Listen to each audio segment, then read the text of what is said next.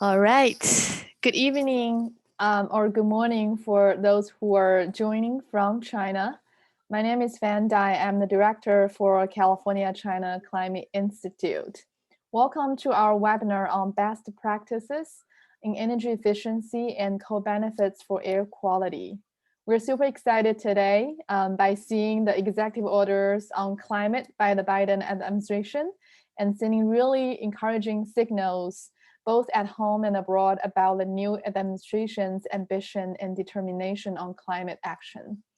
I'm pleased to be the host and moderator for today's discussion, and with special thanks to our event team and Energy Foundation China for sponsoring this project. A few quick housekeeping items before we get started. First, on the agenda, today's important discussion will last about 2 hours. We will be hearing first from Liu Xing for some brief introduction remarks, and then from Dr. Weissmiller on California's experience and policy on energy efficiency, followed by a short comment from Professor Zhu Su Li, who is the Deputy Director for Energy, Environment, and Climate Change Center at the Energy Research Institute of NDRC. After that, we'll be hearing another presentation by Dr. Nan Zhou and her colleagues Nina Zheng, Hongyu Lu at Lawrence Berkeley National Lab. And then we'll move to Dr. Lei Yu, who is from Chinese Academy for Environmental Planning, and he is going to share some thoughts on air quality in China's 14th five-year plan. And finally, Ms. Xie Jingkai, Deputy Director of Air Quality Management Division at Beijing Municipal Ecological Environment Bureau. And she is going to share thoughts on Beijing's experience on air quality improvement.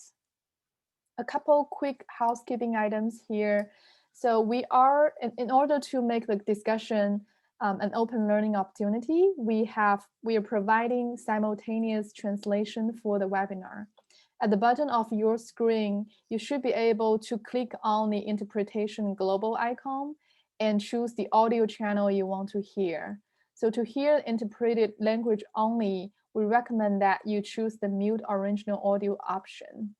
And if you would like to direct any questions to our speakers during the webinar, please feel free to enter the questions in the Q&A box on your screen during the time of the webinar, and we'll do our best to answer those questions live. This webinar will also be recorded, and we'll be sharing the link for the recorded content after the event. Alrighty, let's dive in. First, I'd like to introduce Liu Xing, who will be giving some introductory remarks. Xing directs the Environmental Management Program at Energy Foundation China, aiming at accelerating the improvement of China's air quality and water quality and enhancing their synergies with climate change mitigation. Xing, over to you. Thank you, Dr. Fan Dai. So hello, everyone. My name is Liu Xin. I am the Program Director of Chinese Environmental Management Program at the Energy Foundation China. And thanks, Dr. Fan Dai and your colleagues for California China Climate Institute at UC Berkeley for holding this great event to invite famous experts from research institutes, governmental officials, and NGOs from US and China sides to discuss together about the new opportunity to accelerate air quality improvement and addressing climate issue, consider the impact of China's new climate change policy and the impact of the COVID-19. And also we can discuss opportunities on how US and China as the biggest contributors of GHGs can work together to serve our common purpose, the safe climate and clean air quality. So I would like to give a brief introduction on the role of Energy Foundation China and the purpose why we support this project. So Energy Foundation China is a professional grant-making charitable NGO, and we registered in California and Beijing. We work on China for more than 20 years and pursue in international cooperation and serve as a bridge between China and the rest of the world. So our vision is to achieve the prosperity and a safe climate through sustainable energy. And our mission is to achieve greenhouse gas emission neutrality, world-class air quality, energy access, and green growth through transforming energy and optimizing economic structure by serving as a regulator, facilitator, and a strategic advisor. So we have multiple programs, including the Clean Power Environment Management, my program, and the Industrial Low Carbon Economic Growth, Low Carbon City Transportation, and Strategic Communication. We also established some new cross-cutting task force initiatives after our new president, Professor Zhou Ji, is on board. So we have the different task force, including track 2, long-term strategy, Belt and Road, electrification, urbanization, coal-free, and the air quality task force, which I'm in charge. So about the air quality task force, our new strategy just was approved by the board, and our vision is to fulfill the demand for higher quality of life by pursuing world-class air quality in China to achieve the climate safety 1.5 degree or the carbon neutrality by 2050 or 2060, and achieve the beautiful China with the PM2.5 at 10 microgram per kilometer and ozone at 100 microgram per kilometer, as well as sustainable economic development. So this is our vision for the air quality task force. So, as President Xi's ambitious announcement last year, which go beyond China's existing commitment under the Paris Agreement, demonstrates China's willingness to achieve a green and low carbon transformation. So among these major emitters, China is the first developing country to set a deadline for realizing the carbon neutrality. So over time, it will trigger a series of historic changes and redefine China's role on the global stage. So we estimate that first, the goal can advance towards the targets, and it will offer the new momentum for China's economic development and further promote the adjustment of China's economic structure. It will also transform the structure and the whole picture of the various industrials, drive new investments and create new jobs opportunities. However, it's important to recognize that there will be struggles from time to time in this process. So the transition needs to be conducted in an orderly fashion, step by step, and in a just and fair way. And second, the goal will further drive China's energy revolution. Currently, China's non-fossil fuel energy share is about 15%. So EFC estimates that to achieve these climate action goals, China's proportion from non-fossil fuel energy needs to increase to 25% by 2030 and to over 80% by 2050. To realize deep decarbonization of the energy economy, China must speed up decreasing the share of coal in the energy mix over the next 10 to 30 years. So significantly enhance the energy efficiency of all industries is very, very important. And we also need to improve the electrification level across the board. In addition to that, because a higher proportion of China's emissions of greenhouse gas and air pollution come from the fossil fuel energy, China's air quality will be further improved as carbon is reduced, just as I introduced before. So according to the Energy Foundation China's estimate data, so that's why we set the long-term goals of air quality. If we can achieve the carbon neutrality, we believe we can also achieve the world-class air quality with the indicator of PM2.5 and ozone. So actually, China has done a lot of in air quality improvement. Professor Lei Yu will give comprehensive introduction later. But frankly, I believe my own opinion is that maybe the Chinese Environment Ministry hasn't paid enough attention to energy efficiency and energy storage, this kind of measures. So we know that energy efficiency has a number of benefits beyond saving energy, give us opportunities to reduce air pollution, improve public health, grow economy, and improve energy security, etc., etc. And California is a pioneer of air quality management, addressing climate change, especially in the field of implementing renewable energy policy, energy efficiency, etc., etc. So I think this project we discussed a lot of times with Dr.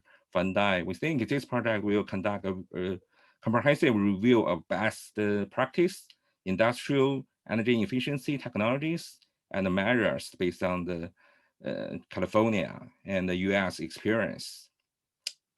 So this is why we want to conduct this project, and we look forward to the presentations that the US experts give us in the next 1 or 2 hours, and looking forward, every expert can give us more advice on how China can do more on energy foundation, on energy efficiency and energy storage in the next 5 years to help us to accelerate the process of air quality improvement, as well as the climate change targets. Thank you all. Great. Thank you, Liu Xin, for your warm introduction, and also really laying great framework and background of why we're here today having this important discussion. Now we're going to hear from Dr. Weissmiller about California's energy efficiency policy. It would actually include storage, renewables, and energy efficiency standards for both alliance and building sectors. Bob Weissmiller is one of the world leading voices on energy, and for more than 9 years, he served as the chair for California Energy Commission, both under the Republican and Democratic administrations. Bob was instrumental in shaping California's pioneering energy policies. In his leadership role, he aimed to address electricity growth costs and environmental impacts through greenhouse gas reducing solutions, advancing cost-effective energy efficiency standards, which he will be talking about in more details today, encouraging innovative clean energy projects, and implementing the state's electricity demand forecast program. Over to you, Bob.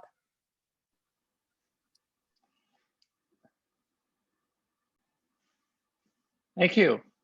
Thanks for the opportunity this morning and this evening to start the dialogue or continue the dialogue with China on how we can work together to address the challenge of climate. So let's go to the first slide.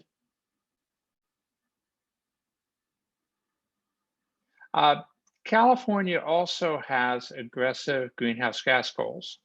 As you can tell, we have for 2020 to reduce to the 1990 levels. In fact, we achieved that in 2017. The next step for 2030 is a 40% reduction below 1990 levels, which is going to be hard. And then Governor Brown's executive order that by 2045, we achieve zero net carbon economy. And that definitely is going to be a challenge. So lots of opportunities there to work together. Let's go to the next slide.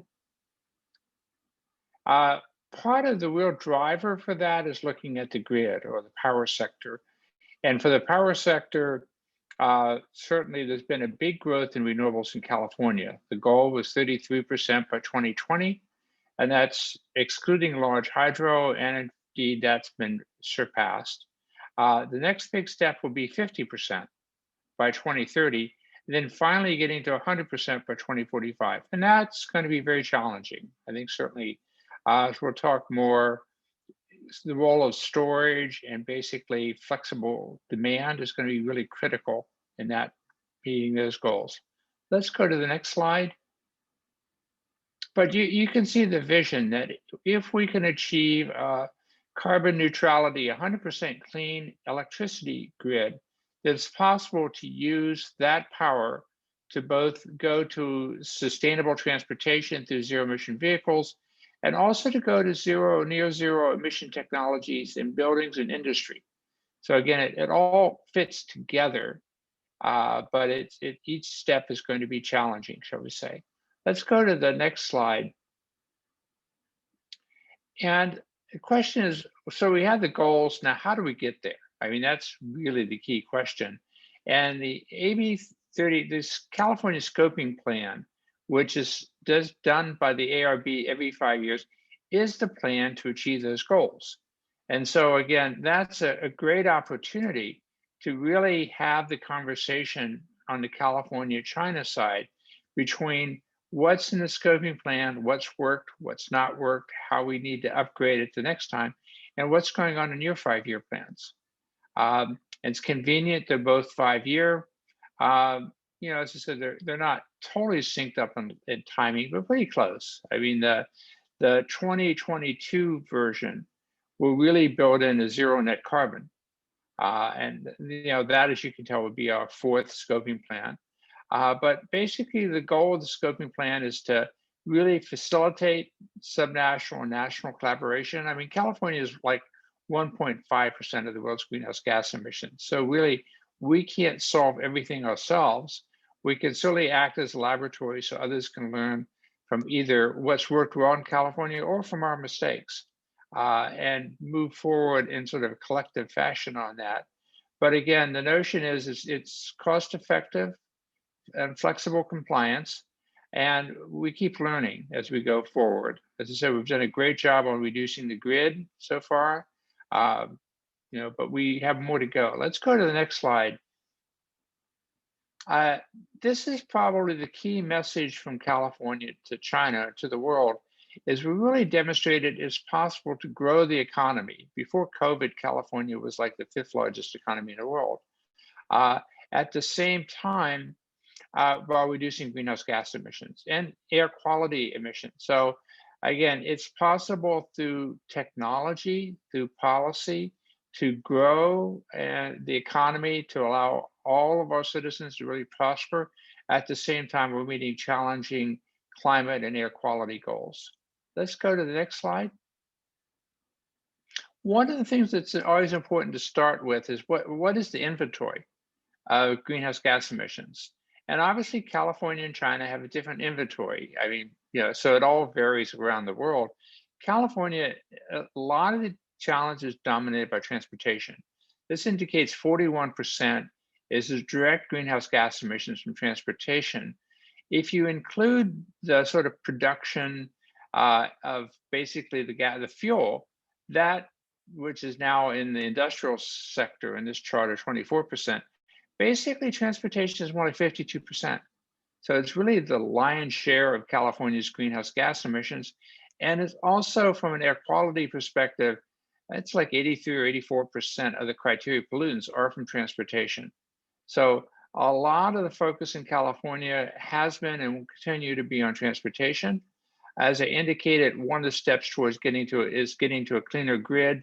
The grid numbers in my period in state government went from about 25%, half and half, to now what you see there, which is more like 15%. So that was, the grid numbers are a huge step.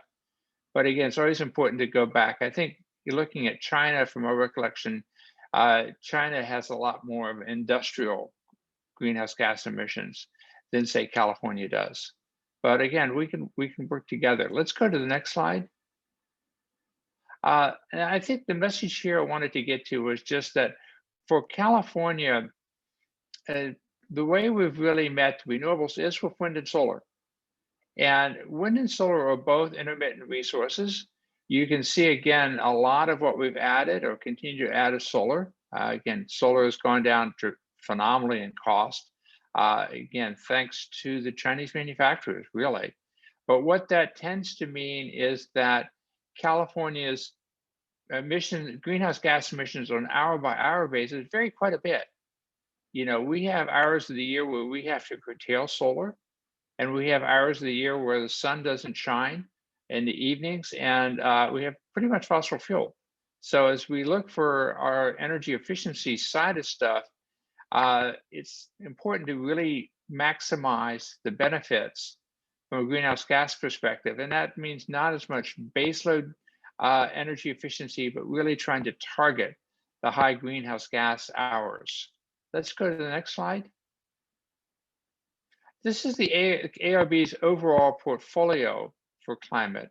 And I want to point out that, basically the doubling energy efficiency, that's what I'm going to talk about a lot today. Obviously, the 60% renewable now is 100%. So these slides are working. But again, the scoping plan really touches every aspect of California in many respects.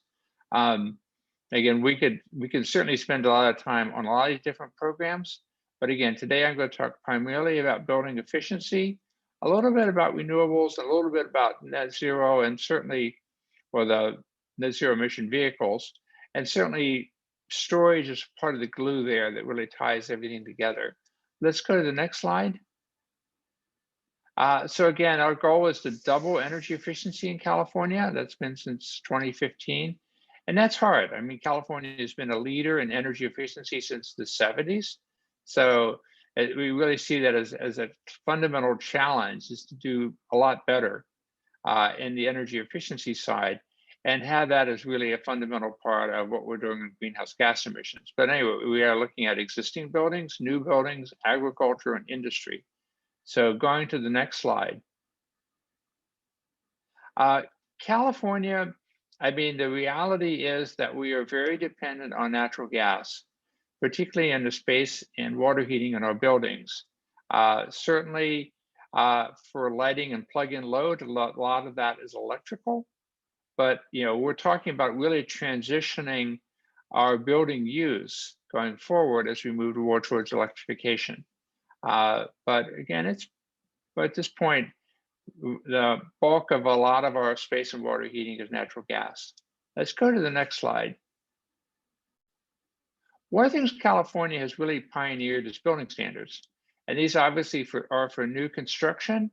The first one was back in the 70s, 78. I actually worked for Governor Brown in the 70s, and it was at the Energy Commission. But we update the building standards roughly every 3 years.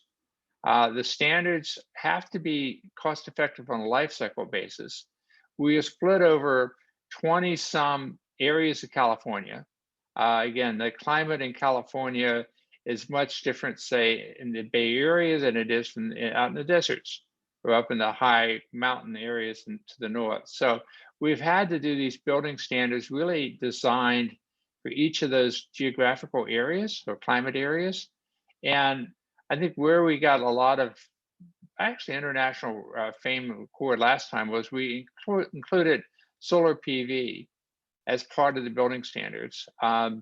It's basically set at what I characterize as the baseload amount for energy use. It's not all of energy use, but it's really a baseload amount. And we also started to include electric performance measures there, for including heat pumps, a little bit for storage too. Now, looking at the current update, we'll reach 2022. This is the first time we've really built in a GHG metric. And again, that's looking at what the GHG emissions are hour by hour, or actually for all 12 months for a typical 24-hour period for each of those months, and come up with what are the periods with the greatest GHG emissions and which with the least, and how to really build that around as we design the building standards. The last time we really did single family housing. This time we're looking much more at multifamily and high rise. Frankly, we had not updated those since 2011. And again, we would anticipate photovoltaics and storage set for those non-standards for those non-residential buildings. And we're looking at some degree of encouragement of all electric performance there. Let's go to the next slide. The other thing, which again has been sort of the bread and butter for California, and this is an area where we've worked very closely with China, is appliance standards. Again, these have to be cost effective.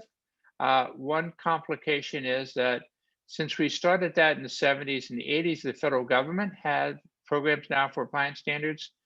They preempt us from adopting more stringent standards where the feds have adopted something. But basically, as you can tell, looking at our recent adopted standards or future standards, we're pretty busy on that area. I mean, we're really recently have been a major push on LED or lighting, making LED lighting standard in California. Actually, televisions and computers and monitors.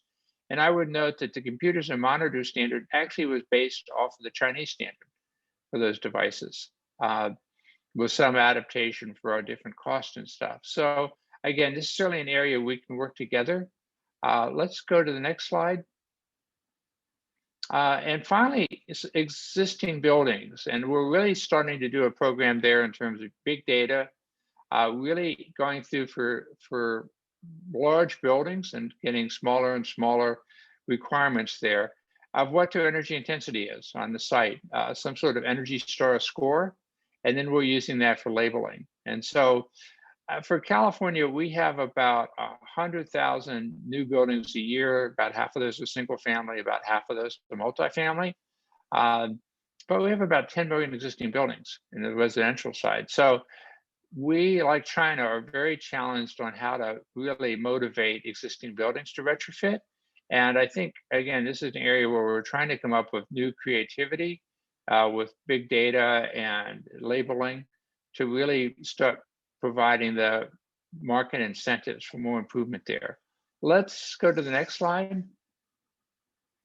The PUC has a major program for investments in energy efficiency. It's, as indicated here, it's about almost $1 billion. It's $800 million a year. And a lot of that is for incentives and education. Although the cross-cutting part, the PUC has done a great job providing the incentives for the utilities to work with the Energy Commission on its building and appliance standards. Again, it's really great to have a lot of more technical support there. Let's go to the next slide. Basically, what I really want to indicate is California is now struggling with what I'd call energy efficiency 2.0. And that is, as we go forward with a lot of renewables and with a lot of focus on greenhouse gas, we're really starting to rethink and adjust the programs. And again, that adjustment is an area I think we can both work together. First is, as we get a decarbonized grid with clean power, then we can look at how to use that more in buildings, electrify the buildings.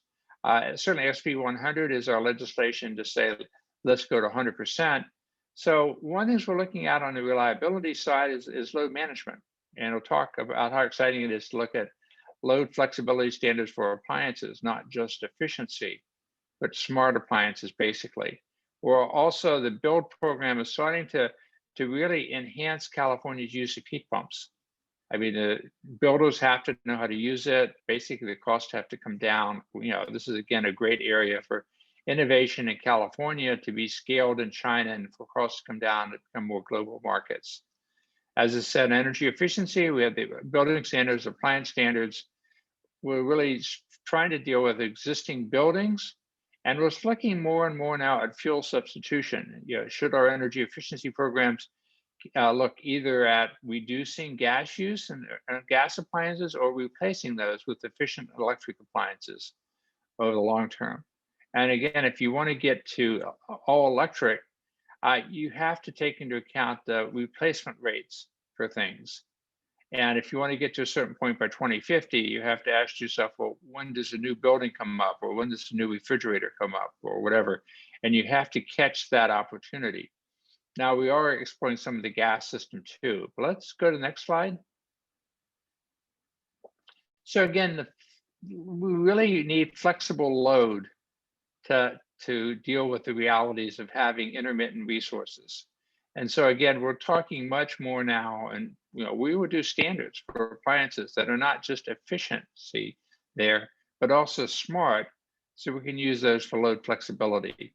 And so one of the things that's going to be very important there is automated communications and control devices that, you know, built into appliances or built in for retrofit, so we can really achieve the demand flexibility. And of course, again, that has to be low cost and easy to move forward. And it has to basically accept the realities now of cloud computing and the grid. But it has to be easy, but very reliable for our customers. They can't experience inconvenience from it, but it has to really, we have to get to a much smarter set of appliances, much smarter set of grid. Let's go to the next slide.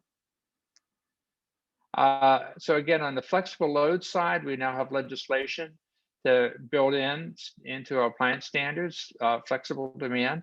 We are now spending research dollars. We're looking at load management standards. We did those in the 70s for like air conditioners. But again, we're looking at how do we do them in the 21st century in a way which really gets their full capability for flexible demand to really result in a reliable grid. And again, like I said, the building standards are looking at battery storage systems, looking at heat pumps. Really, as we go more multi-family, we're going to really need to push the technology there more for, central water heating heat pumps for high-rise buildings, which again is going to be a technology drive there. Let's go to the next slide. So again, this is a roadmap for the load management side. Again, it's a notion of having automated servers that are basically connected to people's houses and use that to really drive the opportunities there to have flexible load. Let's go to the next slide. Again, a lot of research, we're putting research and development money in this area, and this is an opportunity where, again, certainly be great to have conversations between the California scientists and the Chinese scientists on how to really achieve some of these options. Let's go to the next slide. So again, the whole drive, as you can tell, is as we get to a cleaner grid, then there's the opportunity to really electrify more of our end uses and to get co-benefits of the electrification, both in reduced greenhouse gas emissions and also air quality benefits. And this is a great chart that shows you some of the opportunities from co-benefits. Again, I'm sort of going relatively quickly, but I do want to point out that, as we do a lot of these programs saying, well, how do we reduce energy use and save cost? There's much more than that in terms of the benefits. There's a lot of indirect benefits in terms of healthier buildings, in terms of more productive businesses. So again, looking through this slide, you can see the various health benefits and avoided emissions and what that does in terms of economic benefits and health benefits. So let's go to the next slide. So we have an example of a study that was done for us by EPRI. And EPRI did sky's the limit, we will electrify everything more or less, and then look at the benefits to California from an air quality perspective by doing that. And again, basically electrification substantially lowers ozone due to lower NOx emissions. Let's go to the next slide. California has a couple of non-attainment areas. The South Coast is one, the Central Valley is another. And again, this shows the PM 2.5 and ozone concentrations in California for those cases where, again, we have a reference case, a base case, then we have an electrification case. And you can tell the difference between those from that slide, and that's both on 2.5 and ozone. So again, there's substantial air quality benefits from the electrification. Let's go to the next slide. And this shows, again, the reference case and the electrification case. And you can see, again, the benefits in terms of VOC, NOx. So again, it's a major benefits in the South Coast, which has been, where we've made progress, our real air quality challenge for years that can come out of electrification. Let's go to the next slide. So changing gears some, storage is like the Swiss Army knife of options from the energy side. And I think what this chart here indicates is while there's a lot of interest in storage throughout the US, California is really the main market. And this comes back to legislation that Governor Brown pushed like for 2010, 2011, that really set a goal for the utilities to procure central storage, or actually it was both large and small storage, but to really start moving towards actually investing in storage. And that really is starting to pay off at this point. If you go to the next slide, again, for storage, obviously we have to get to scale to get the cost down. And so that's what we're now starting to do. This is a project at Moss Landing, which used to be a combined cycle, that is now the home of 300 megawatt storage project. It's going to increase to 400. And again, that's the largest storage system in the world. But I mean, all of you have heard about California's outages last August, and the real response is a lot of the central storage to get to add another couple of thousand megawatts of storage by next summer. So again, the storage, the real action is in California at this point. And while costs have come down 90% in the last 10 years, we need to keep driving those costs down through expanding the usage. Let's go to the next slide. And this is storage policy, as I indicated. I mean, part of it was that original goal in 2514, 1.5 gigawatts for 2024, which again, we're going to beat that goal. And then another 500 was added. The self-generation incentive program, that's going to be the next slide. I'll get into more detail, but that's more geared at distributed storage. But I mean, the bottom line is when storage companies look in the US and look at California's retail rates, which are frankly relatively high, and reliability needs, which are certainly there, California is really where the market is. So let's go to the next slide. This is a self-generation incentive program, which I talked about briefly, but basically that's a plan where 166 million a year will be spent by the PUC to really encourage storage. And a lot of that is more geared to, you see the resiliency part. There are areas of California which are close to high fire risk areas, which have had power shutoffs. So the idea is to put microgrids there and to really provide that local reliability. And so we're looking at the SGIP program is really encouraging the combination of behind the meter storage and solar, and to use that for local reliability, which is going to be key at this point. Let's go to the next slide. Along with storage, as I said, the other real huge program for us is transportation.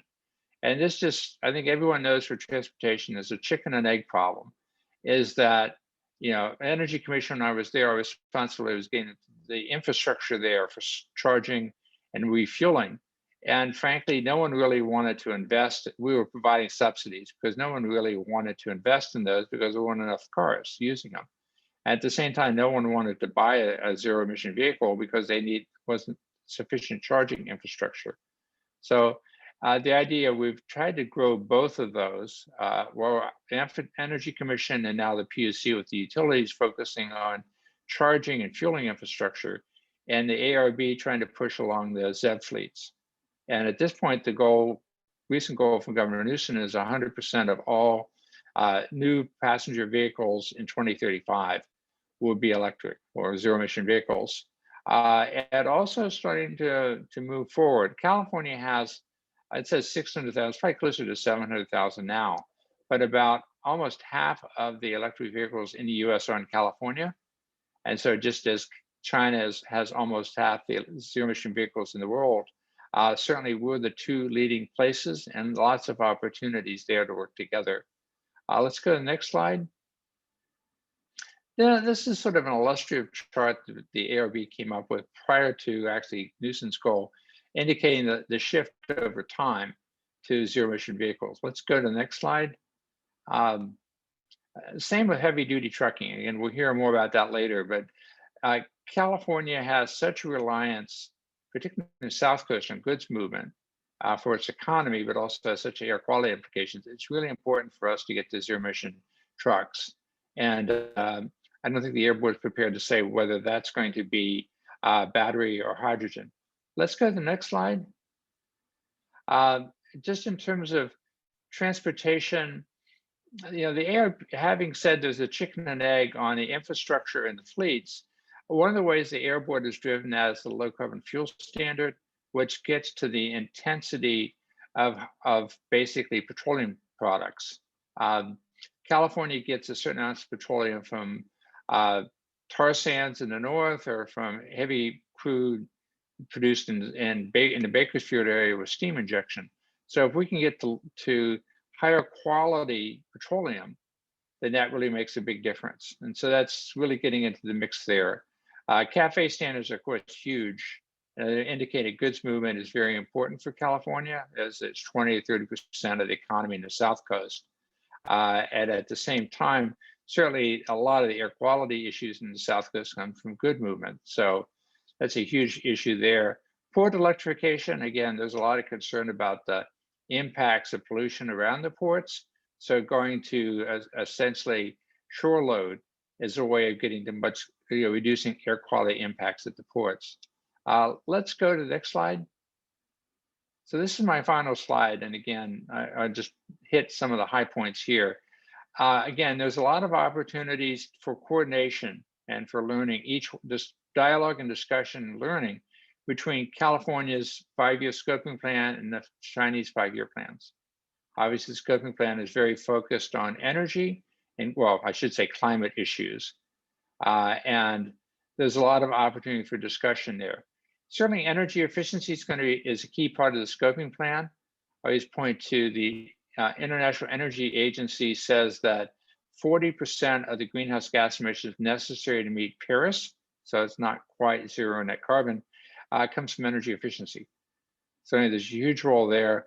There's a lot of opportunities as we rethink or adjust energy efficiency to deal with the climate imperative and to deal with basically renewables. And I said the real variability now in California of greenhouse gas emissions per hour.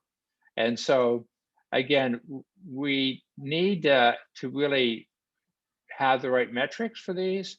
Flexible load management is going to be huge. Again, buildings can become a platform to really integrate back with the grid in important ways.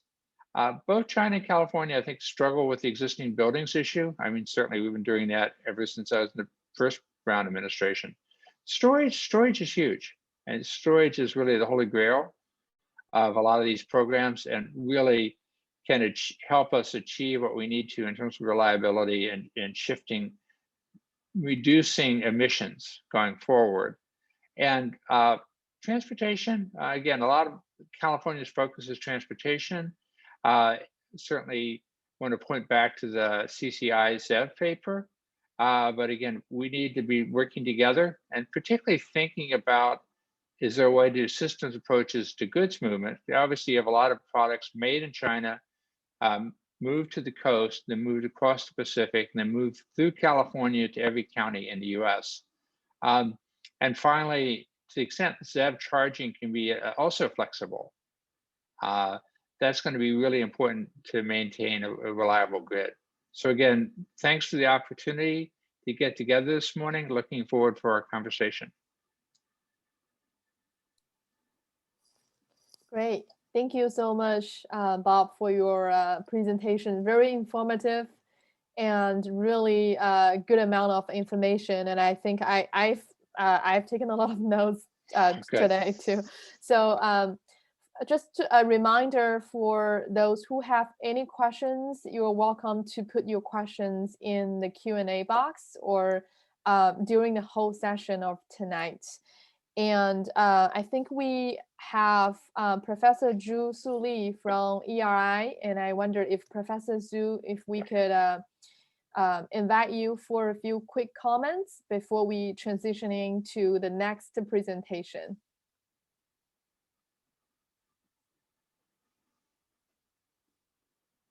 Let's see, Professor Zhu.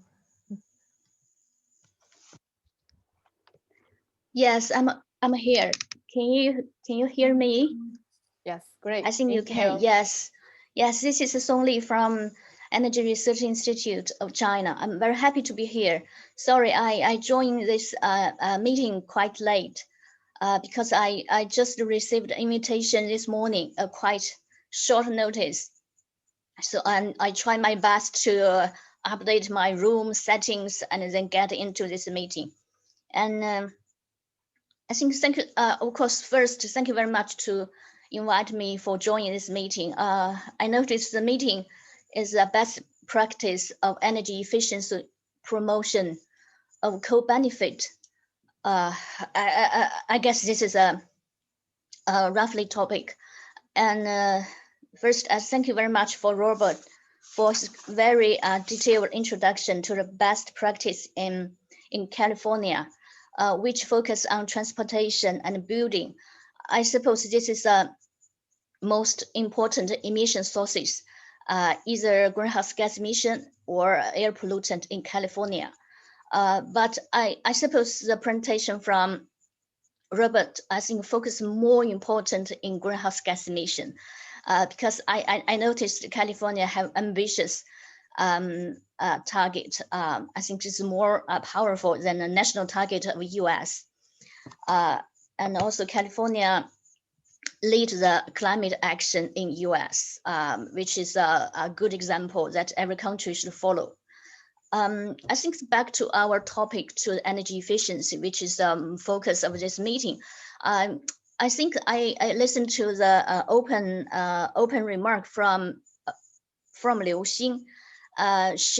He has a very important conclusion that he commented that energy efficiency is not so. It seems less important in China regarding the air quality improvement, because we focus a lot of polluting emission standard increasing promotion regarding the emission standard. I think sometimes I may disagree with the conclusions. I have to say China government and either central government or state government, of course, pay a lot of attention to energy efficiency in the last 15 years, starting from 2005. But the linkage between the energy efficiency promotion to air pollution improvement is not so directly, it's not so clear. Usually we contribute energy efficiency to our energy total amount reduction, to our greenhouse gas abatement a lot. We thanks a lot to energy efficiency. Otherwise, our emission of greenhouse gas will go further to more than 120. Some data will be surprised to everybody. But how energy efficiency has contributed to air pollution in lasting 7 years, I think nobody knows, because I think the role of energy efficiency is less obvious to any other measures. For example, because in our we also have a project supported by Dr. Liu Xin, which we try to coordinate with the energy plan and air quality improvement plan in next 5-year plan. In our literature review, we try to figure out what's a contribution from energy efficiency to air pollution, air quality improvement in last 7 years, but I think we got nothing. I can cite some data here, and you can see. We cited a very famous paper, literature peer-reviewed article. It mentioned that several measures contribute largely to the air quality improvement in last 7 years. First one is the end-of-pipe measure, that is increasing the the emission standard from the end pipelines, which is contribute 49% to the overall air quality improvement.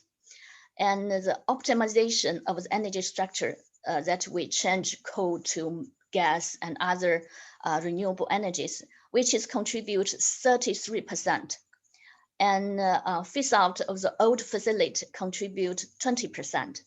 And others, minors contributed from transportations, and from we phase out very small and old small companies. So we cannot see the contribution from energy efficiency. but we believe the role of energy efficiency is hidden behind all of these measures. I think Enderpipe, we achieved a lot of pollutant reduction from improvement to the emission standard from the Enderpipe. But if there's no energy efficiency, the energy consumption will be very high compared to our existing levels.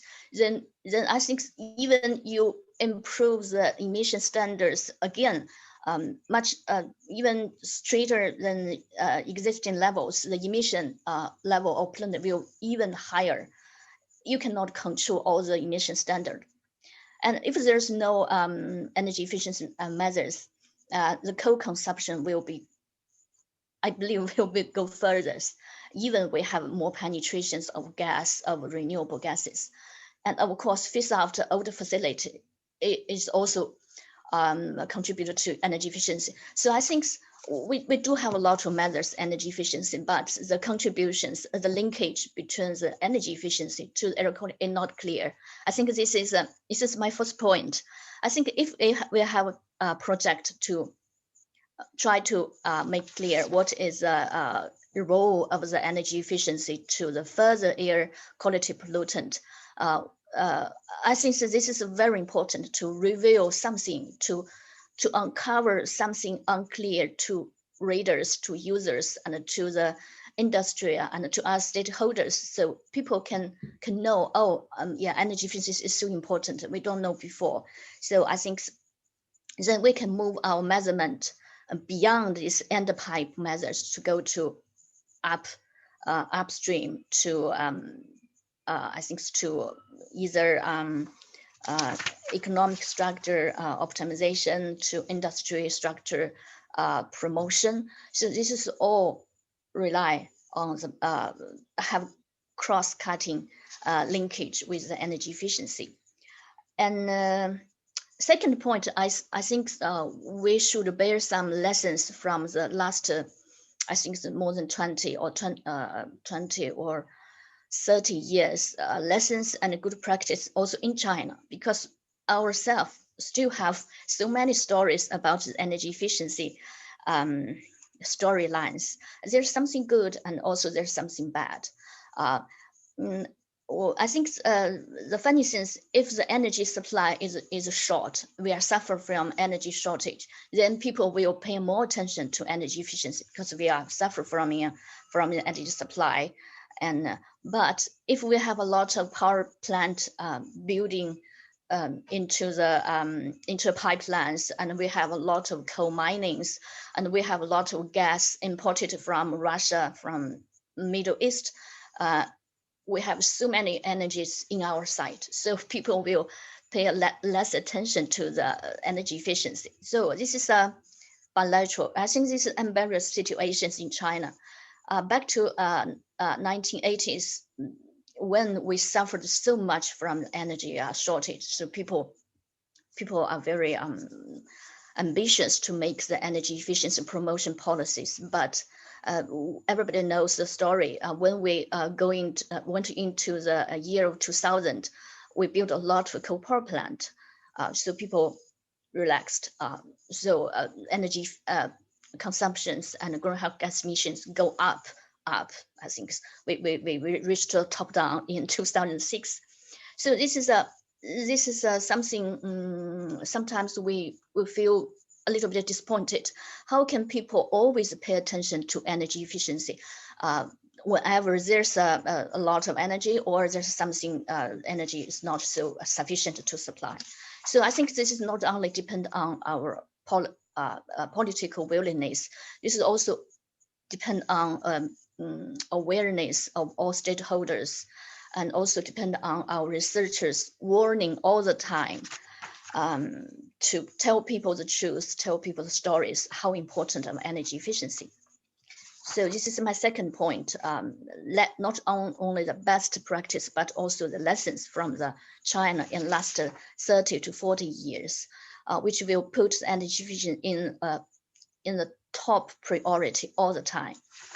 And the final remark, I think is it may not link to air quality promotion directly. This is regarding our carbon neutral ambition target, also comment by Dr. Liu Xin just now.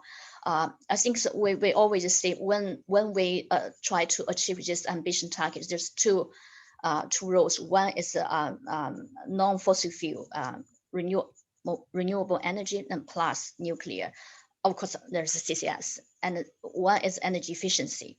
So this is two parallel roles. We cannot ignore either of them. Both of them are very important.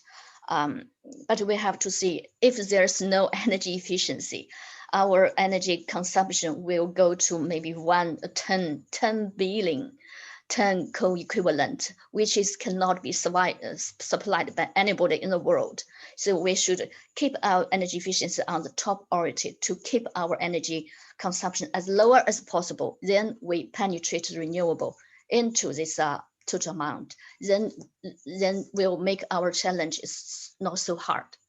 So this is my comments. So back to you. Thank you, Professor Zhu, and apologies for the short notice. We made it to you last night, but really wonderful comments from you. And I think, yes, there is a gap of incentivizing energy efficiency policies from the air quality standpoint, as well as greenhouse gas emission reduction standpoint. And I think you have addressed that in the Chinese context, and also really good comment about paying attention not just to the best practices, but also lessons learned from our maybe failure or those not the best experiences we had. I wonder if Dr. Weissmiller or Liu Xin have any response to Professor Zhu's comments, and if so, please feel free to speak up. Yeah, this is Bob. I was going to, hoping I'm unmuted. My comment was, Governor Brown and I were involved in the California energy policy in the 70s. And so one of the interesting things is looking at what's happened between when we did the first building or appliance standards, or when Mary Nichols did the first, car retrofits, the pollution control measures, to today. And it's interesting when you compare California to the US. And California has had since the 70s, and I would attribute that to the building and appliance standards, just much less energy use than the US as a whole. Now, I mean, obviously things have gotten worse with recent years. I mean, for example, we talk here about co-benefits. Well, the Trump administration banned consideration of co-benefits and developing air quality regulations. While it's been a part, I mean, it's funny, they talk about not considering the indirect effects, except they considered indirect negative effects of safety in their standards. So they would only do it if it would weaken the standards. Well, it's been an integral part of California to look at all the benefits. And like I said, it's been a very interesting test case of California versus the rest of the US, at least on energy intensity, which then obviously translates pretty directly over to greenhouse gas emissions and air quality. I mean, obviously, China has a different set of statistics, but at least, and I can certainly, in our more detailed, as we go through the updates, I can bring in some comparisons between the US as a whole and California, and show how energy efficiency has really made California different in a very substantial way from the US as a whole, and I would attribute that to, like I said, the building of appliance standards.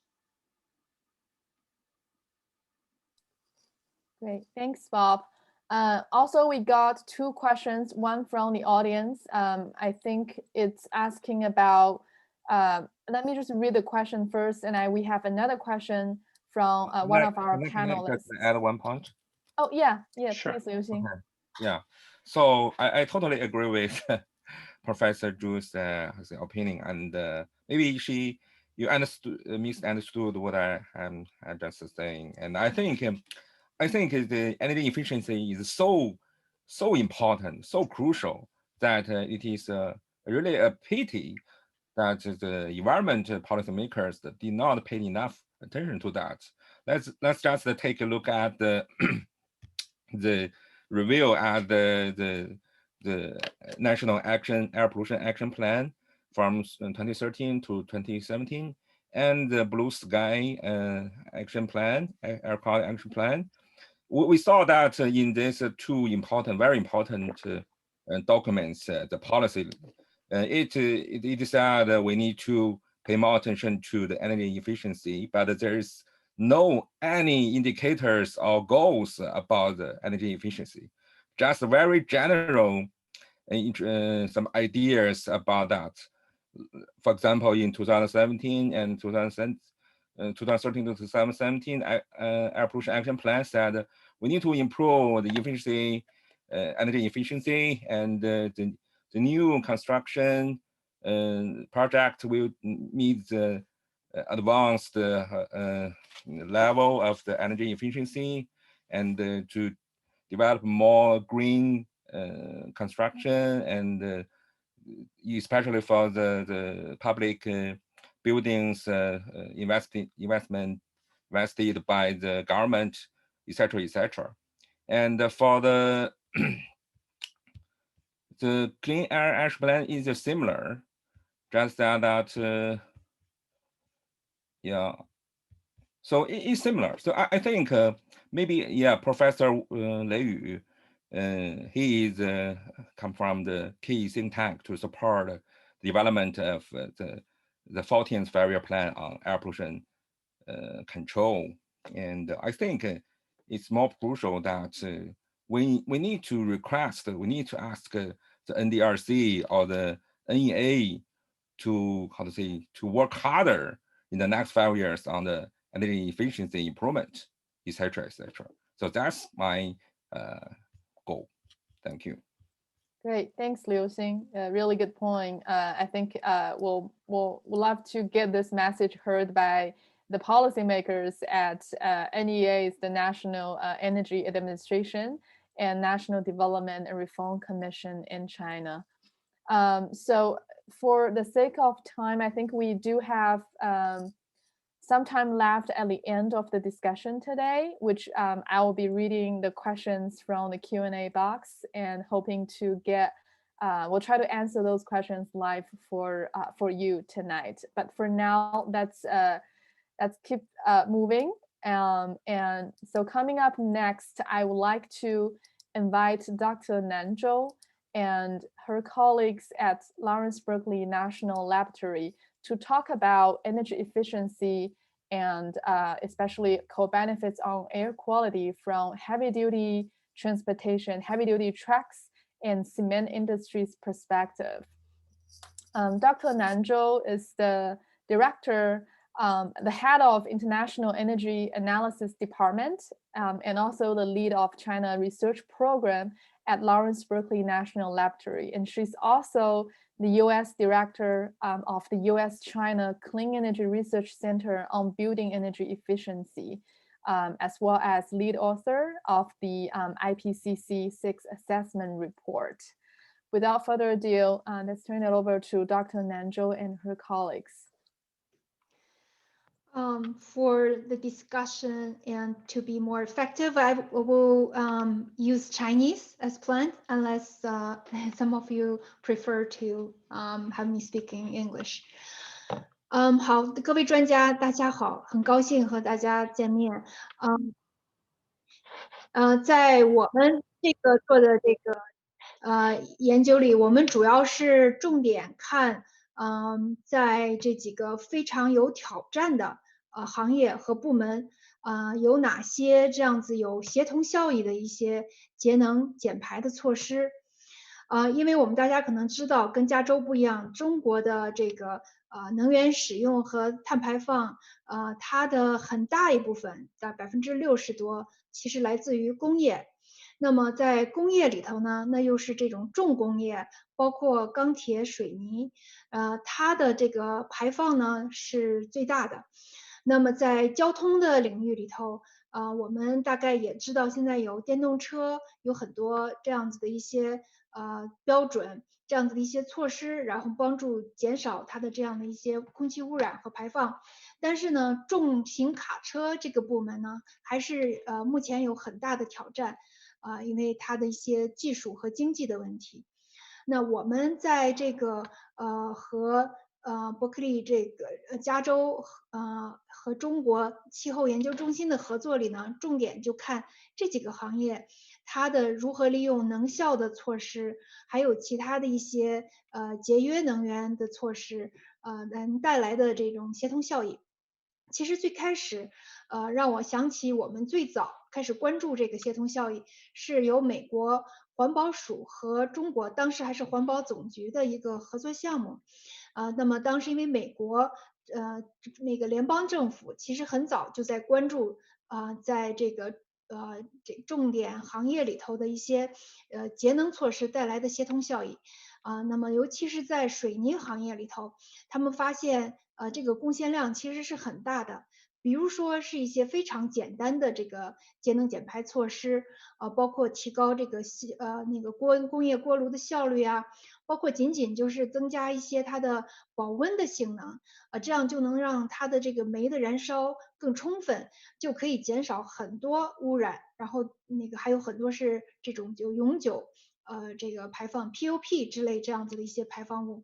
所以当时这个合作呢，就是在水泥行业想和在中国的一些这个典型的水泥厂里头，是不是我们可以一起合作来提出一些这样子的那个措施，能既节约能源、提高效率，还可以减少这个空气污染，然后各种污染物。所以当时这个项目呢，最后产出了一系列的措施。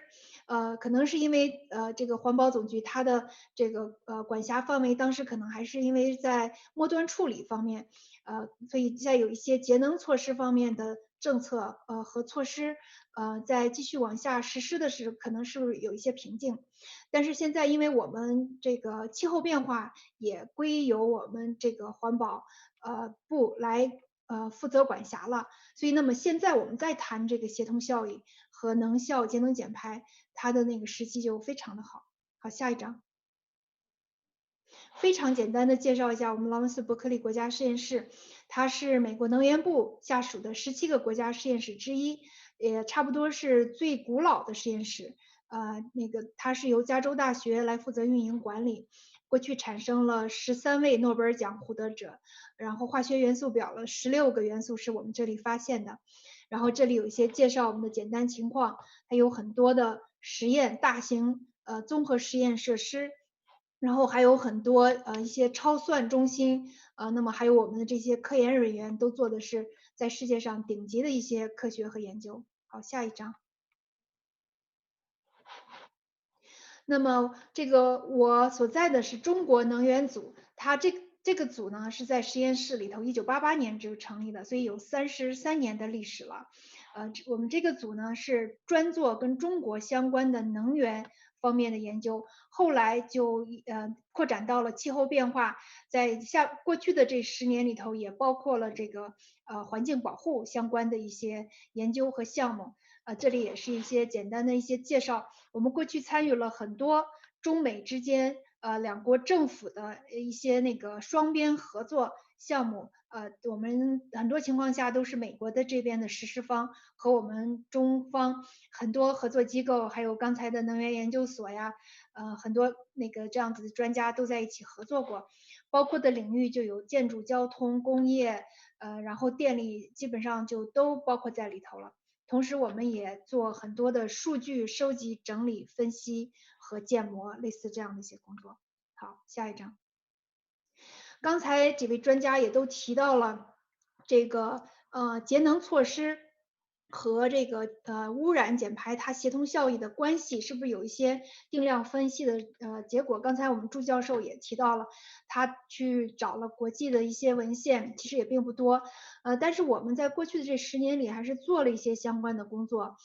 这边就展示在过去做的一个是在电力行业，还有在水泥和钢铁行业，有哪些当时我们叫那个协同控制这样子的一些措施，就是既减二氧化碳也减那个二氧化硫这样子的一些措施，然后做了一些定量的分析。因为时间问题，我就不仔细在这里介绍了。是我们有过去已经发表的论文，还有报告，都是在网上公开的，可以那个分享给大家。很简单的说一下我们当时的最后的总结，出的那个结果。比如说在电力行业里的CCS 呢，它是一个很主要的当时考虑的一个减少二氧化碳排放的这样子的一个措施。但是在这个分析里发现，它其实是增加二氧化硫的那个排放的。在同时有其他的一些提高这个燃煤的这样子一些发电的效率啊，可再生能源，水力啊，核电这些呢，它都是可以帮助减少污染的。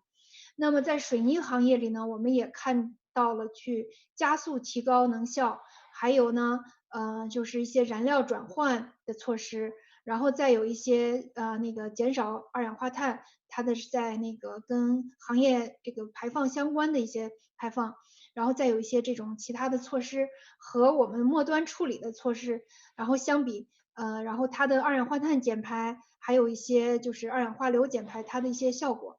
所以你可以看到这些不同的能效措施啊，这个燃料替换的措施，都是还是有那个很大的一些减少这个污染的这样的一些协同效应的。下一章。这是另一个项目，当时我们关注了，特别是在建筑行业。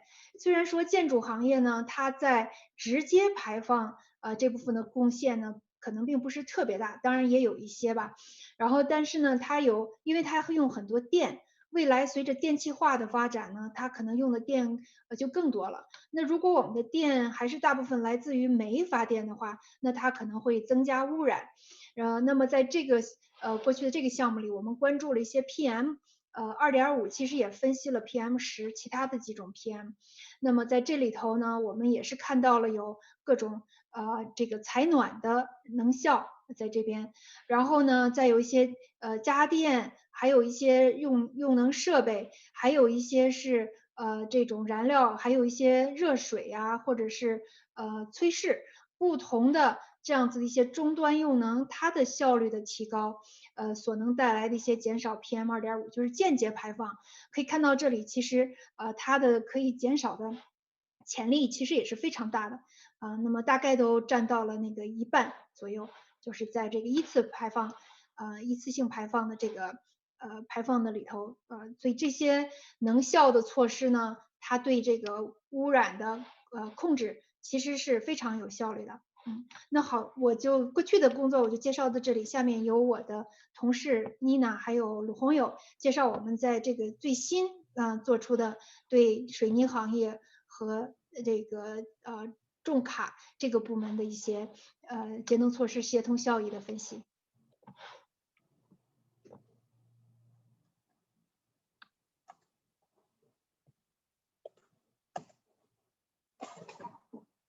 Okay, thank you, Nan, for the introduction and the background. So for the rest of this presentation, as Nan mentioned, my colleague Hongyo Liu and I will be speaking more on two specific industries in China, looking at the heavy-duty trucking and the cement industries, and evaluating the potential for energy efficiency improvement as well as air quality co-benefits in these two industries. So first, we'll each begin with an overview of the market, policy, and technology landscape in each of these two industries. And then we'll investigate some key zero-emission technologies for both improving energy efficiency and also improving air quality in terms of their economic costs, the technological options, and also analysis of some of the existing barriers facing these newer technologies. We will then review international experiences and best practices in each of these two industries. And Hongyo will end with some discussion on next steps for additional research. So one thing to start with is to recognize both the challenges as well as the feasible strategies for improving heavy-duty trucking efficiency and air quality. Globally, heavy-duty trucks have been very difficult to decarbonize, and they also contribute to a significant amount of air pollution. Heavy-duty trucks account for only 10% of global vehicles, but contribute more than 40% of transport-related CO2 emissions and more than half of on-road emissions in both US and China for PM and for nitrogen oxide.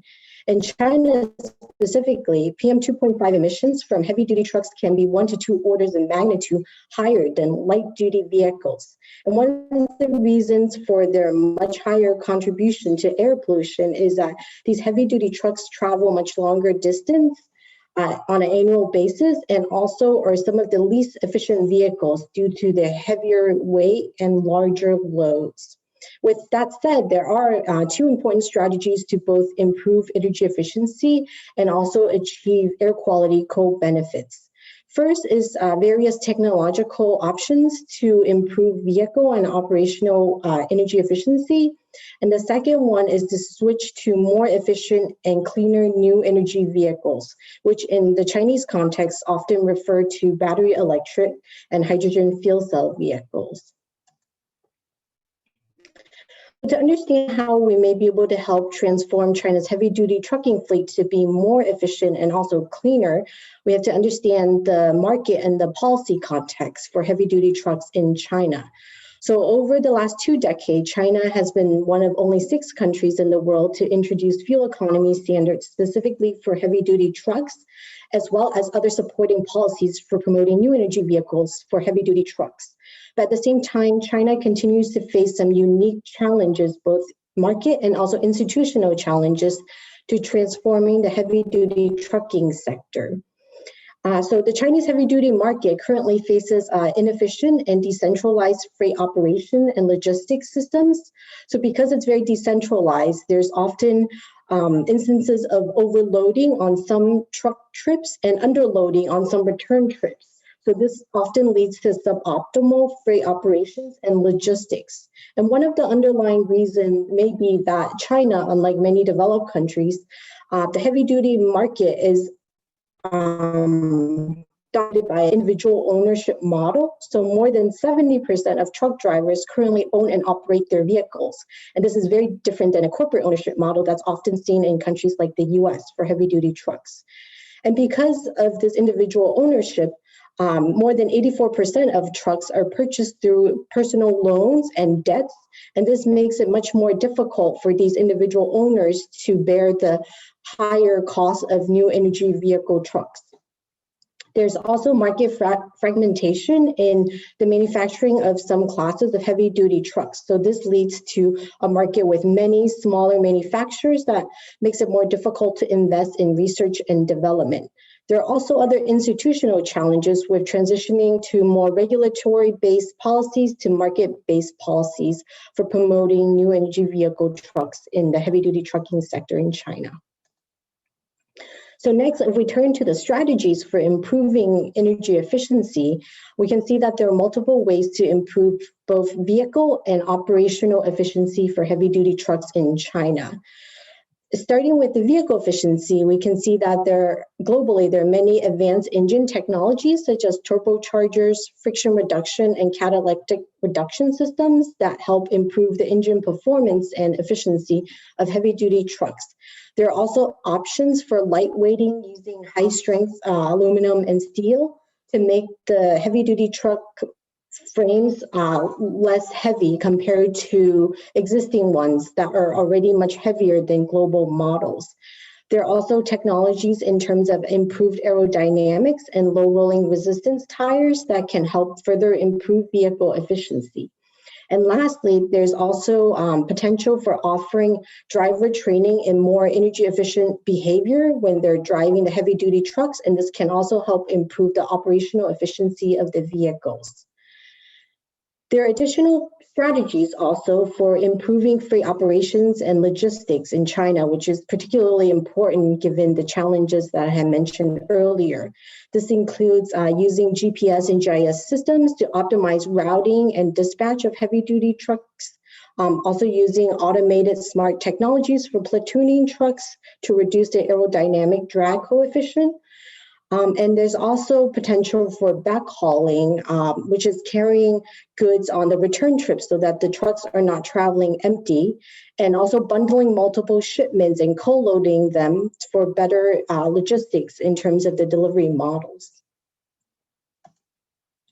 Next, if we turn to look at the other technology options for making trucks cleaner and significantly increasing the air quality co-benefits, we can see that there are two primary technologies. First is the battery electric trucks. So unlike a lot of the light duty vehicles, such as the electric cars that we often think about, it's actually much more difficult to make heavy duty trucks electrified because of some key performance and operating characteristics. This includes the heavy duty trucks that are much heavier in terms of weight and also larger in terms of vehicle size. These trucks also have more rugged operations and much longer travel distance and operating time. And all of these characteristics leads to much higher demand for higher energy capacity in terms of the lithium-ion batteries that are needed to power these battery electric trucks. And the battery must also be able to withstand more discharge cycles and have greater durability compared to light-duty vehicles. In terms of cost, the current cost of heavy-duty trucks that are battery electric ranges from 175 to 375 per kilowatt for just the battery alone, with additional costs for infrastructure. But many studies expect that the battery cost to dramatically decrease over the next 10 years. And in fact, the battery cost has been going down in the last decade, and they expect that reduction to continue. But there are still other existing barriers in terms of the limited range and capacities I mentioned that's needed for powering these heavy duty trucks, and also the need for longer charging time compared to smaller cars, and also a general lack of charging infrastructure. If we turn to look at the other technology, it's a hydrogen fuel cell truck. So hydrogen can be produced from natural gas through methane reforming or electrolysis. And in China's case, hydrogen is primarily produced from natural gas through methane reforming and electrolysis from coal. But of course, with climate change in mind, the goal is to switch to producing more and more hydrogen from electrolysis from renewables so that the hydrogen can be considered clean. There's still currently quite a number of challenges in terms of the higher capital cost of hydrogen fuel cell heavy duty trucks, which range from 300 to nearly 500,000 US dollars per truck. And this is expected to decline significantly also by 2030, as well as expected declines in fuel costs. But there's still very high infrastructure costs that's needed for the refueling stations. And in terms of the refueling stations, there's also need for standardizing the transportation and distribution networks for hydrogen, as well as coordination on infrastructure rollout in general for hydrogen refueling. So next, if we turn to look at some international best practices in terms of policies and programs that have supported both energy efficiency and air quality co-benefits, we can see that several countries, including China, as I mentioned before, have introduced both fuel economy and emission standards for heavy-duty trucks. So Japan introduced its 2019 most recent fuel economy standards, which specifically included improving aerodynamics and tires, and also targeted a nearly 14% improvement in heavy-duty truck fleet efficiency from 2015 to 2025. The US also has greenhouse gas emission standards for heavy-duty trucks, with the most recent phase going into effect for 2018 to 2027 models.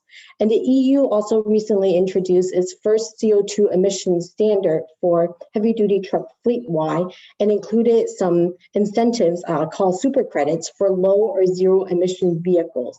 So this really provides another mechanism for facilitating the adoption of more and more battery electric and fuel cell heavy duty trucks in Europe in particular. And the chart on the right just compares the current emission standard and fuel economy standards that are in place for the key countries. Another policy that's been introduced, particularly in Europe, for significantly reducing air pollution from heavy-duty trucks are low and zero-emission zones that were initially introduced by Sweden in 1996, but are now widely in use in over 250 European cities. So these are basically zones within an urban area where vehicles entering that zone face more stringent requirements. These includes bans on higher emission vehicles that do not meet more stringent emission standards. It may also require trucks entering the zone to have certain emission control retrofits, or that they have to pay higher tolls and fees. And London has been particularly an important example of a success story with these low emission zones since the establishment in 2008. The low emission zones picture on the left here in London have helped reduce 15 to 17% of traffic contributions to black carbon, as well as 3% reduction in PM10 concentration, and a very significant drop in terms of the percent of children that were exposed to high NO2 levels. And in fact, London is moving ahead with introducing ultra low emission zones, where vehicles entering these ultra low emission zones must be able to meet the Euro 6 emission standard, or they would have to pay £100 per day access charge. And this is enforced 24 hours, 7 days a week. Lastly, there's also been important examples of government, both national and subnational leadership in driving cleaner trucks for heavy-duty trucks. So as Bob mentioned earlier, in the instance of California setting the ZEV target, since California's leadership, 15 other US states have actually signed a voluntary MOU committing to 100% zero emission vehicle sales for both medium duty and heavy duty trucks by 2050, with an intermediate goal of 30% of sales by 2030. And as part of this MOU, a joint task force has also been established to help these states figure out a roadmap for planning the policy, the financial, and the technical and infrastructure support that would be needed to meet these aggressive zero emission vehicle goals.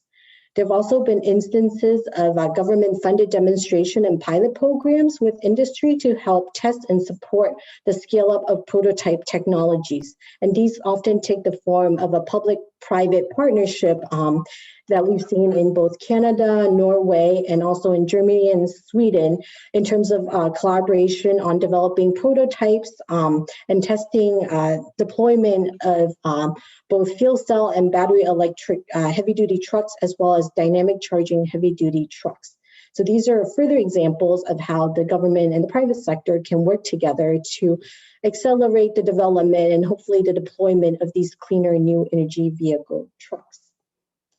And with that, I'll turn it over to my colleague Hongyo Liu to talk more about the cement industry in China and globally. Thank you， 谢谢 Nina， 谢谢大家感谢今天有这个机会给各位专家汇报一下我们对中国水泥行业节能减排和协同效益的研究，探讨未来水泥行业低碳化的技术措施以及相关的国际经验。中国自1986年以来是全球水泥生产的第一大国。2019年，中国水泥产量占全球的63%。目前看来，水泥产量似乎在2014年已达到峰值，年产量约25亿吨。2020年，因为新冠疫情的影响，水泥产量在第一季度出现大幅下滑，但随后快速恢复生产。初步数据显示，2020年水泥产量比2019年增加了1.6%。2020年新冠疫情对减少水泥行业的能耗和排放的影响是比较有限的。下一页，谢谢。Next slide, please. 中国的水泥行业有上千家水泥厂，自2010年以来，随着淘汰落后产能、产能置换、差别电价等政策，水泥厂家的数量大幅下降，从1997年的7000多家下降到2006年的5130家，再下降到2019年的2800多家。与此相比，美国一共有96家水泥厂，其中9家在加州。也因为行业的整合，中国水泥行业目前采用的都是比较新的技术。曾经占主导的湿法力窑已经被带有预分解窑的新型干法回转窑所取代。新型干法回转窑在水泥产量的占比，从2005年的40%提高到2010年的80%，再到2015年的95%。预计呢，目前的占比已经比较接近100%。Next slide, please. 因为水泥生产需要大量的高温，1500摄氏度左右，目前国内水泥生产还是以煤炭为主，煤炭投入占水泥行业总燃料需求的90%。最近几年，废弃物和生物质能的占比也在逐渐的提高，两者之和占水泥行业燃料消耗的10%。与此相比，煤炭消耗分别占美国和印度水泥行业燃料消耗的65%和95%。Next slide, please. 从环境影响的角度，水泥行业是一个排放大户，其中二氧化碳排放占工业部门二氧化碳排放总量的16%，其二氧化硫、氮氧化物和颗粒物排放分别占工业部门相关排放量的9%、16%以及40%。水泥行业二氧化硫排放主要是来自于煤炭的燃烧，煤炭中的硫经过氧化形成了二氧化硫。氮氧化物主要来自于2个方面，一个是由于高温燃烧，燃烧空气当中的氮得到了氧化，产生了氮氧化物。另一个方面是来自于煤炭，煤炭中的氮在燃烧过程中也得到了氧化，也形成了氮氧化物。在颗粒物的排放方面，颗粒物的排放来自于水泥生产的各个环节，从原材料开采、磨碎到原材料的储存、混合和粉磨、熟料的生产、中粉磨、水泥包装等。熟料生产环节是颗粒物排放的最主要环节。Next slide, please. 我们研究发现，通过提高水泥行业的能源效率，不仅可以减少水泥行业的能源消耗，还可以带来协同效益，降低空气污染物的排放。比如在这里我们列出了其中几个比较关键的能效措施，比如说采用熟料避冷机，采用带有预分解窑的回转窑，将预热器从5级升级到6级，实施能源管理系统，以及改变产品，如采用混合水泥或者进行燃料替代，都可以降低二氧化硫和氮氧化物的排放。在今天的发言当中，我们只列出了节约燃料的主要的能效措施，还有其他很多能效措施是节约用电的。因为考虑到电力消耗只占水泥总能耗的20%左右，所以在今天的发言当中，因为时间关系，暂时没有介绍。Next slide, please.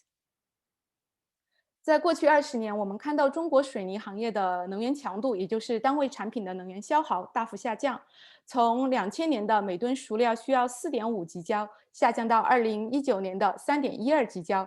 根据水泥行业的“十三五”规划，目标是到2020年，水泥行业的能源强度下降到每吨熟料3.08级焦。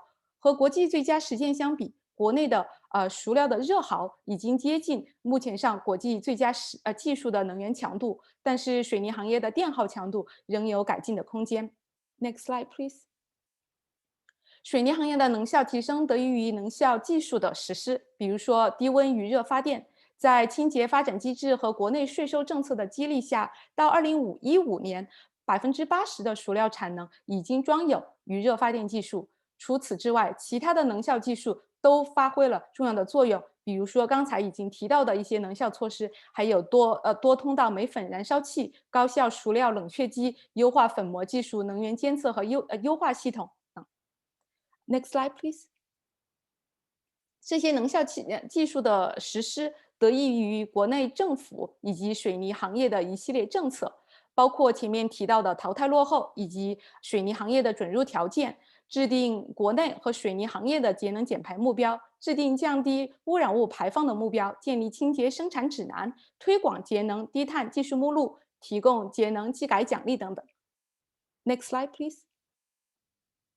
正如前面专家所提到的，能源效率是我们的第一个能源资源。随着国内水泥行业的能效提高，在中国2060年实现碳中和的目标下，我们需要进一步考虑如何实现水泥行业的低碳化，减少化石燃料的使用，降低二氧化碳排放，也降低空气污染物的排放。因此，我们需要考虑一系列的技术措施方案，包括提高能效，也包括提高材料的效率，推广电气化，进行燃料替代和碳捕集。在这里，因为时间有限，我们快速介绍几个例子。Next slide, please. 提高材料效率的第一个措施是延长建筑的使用寿命。可以考虑的技术包括提高材料质量，进行基于风险的耐用性模型分析，优化建筑方式。其中一个例子呢，就是使用自行修复混凝土，帮助混凝土表面裂缝有效愈合，改善内部结构。研究表明，如果建筑使用寿命能够提高50%，比如说从30年提高到60年，可以降低水泥需求的14%。Next slide, please. 第二个有关材料效率的例子是采用不同的原材料或者不同的原料配比，降低煤炭消耗，或者是降低能源消耗，也降低二氧化碳排放。根据不同的材料，减排潜力在6%到97%之间。比如贝利特硫铝酸钙水泥 Baelite Calcium Sulfate Aluminate Cement 和普通的水泥相比，这种新型的水泥呢，可以降低由石灰石分解生产出的二氧化碳排放达20%到30%，同时也降低用电量30%到50%。Next slide, please. Next slide, please. Thank you. 在燃料替代方面，可以考虑采用废弃物，如废弃油漆、溶剂、废弃的轮胎、污泥，以及生物质能、废弃的木料、锯木替代煤炭，降低污染物排放，同时也有潜力降低二氧化碳20%到25%。Next slide, please. 在碳捕集方面，比较成熟的是基于氨溶剂的燃烧后的捕集技术，吸收水泥生产过程当中因为燃煤和石灰石分解而生产出的二氧化碳，捕集效果可达95%，不过需要使用更多的能源。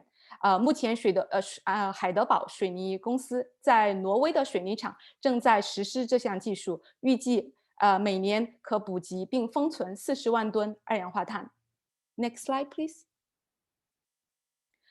另外一个比较新的碳捕集技术是直接捕集，这个是在欧盟 Horizon 2020研究项目的支持下，由 Calix 公司研发的间接燃烧，将燃烧产物和石灰石分解过程中的二氧化碳分开，直接捕集二氧化碳。该工艺不需要额外的化学溶剂，捕集效果达95%。目前海德堡水泥公司在比利时的一家水泥厂进行示范。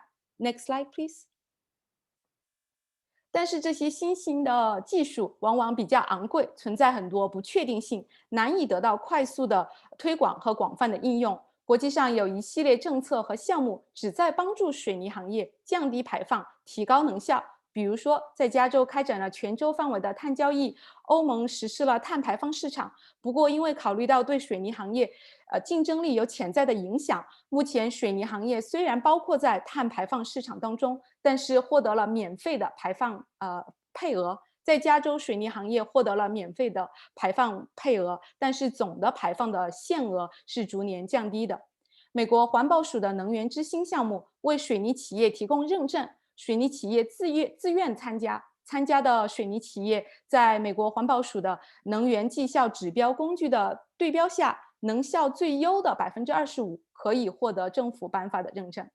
除了针对整个水泥行业的，也有一些国际项目是针对产品的，比如说绿色购买项目。在加州有加州清洁采购，在美国联邦层面有美国环保署优先采购项目，在欧洲有荷兰的智慧购买项目。这些政府采购项目，比如说加州的清洁采购，针对的是建筑材料，目前包括钢铁和平板玻璃等建筑材料，还没有包括水泥。但是产品的生产商必须提供有第三方认证的环境标识，并达到政府要求的环境指标。最后一个例子是环境产品披露 EPD， 目前大部分是生产商自愿申请，除非政府的项目有要求。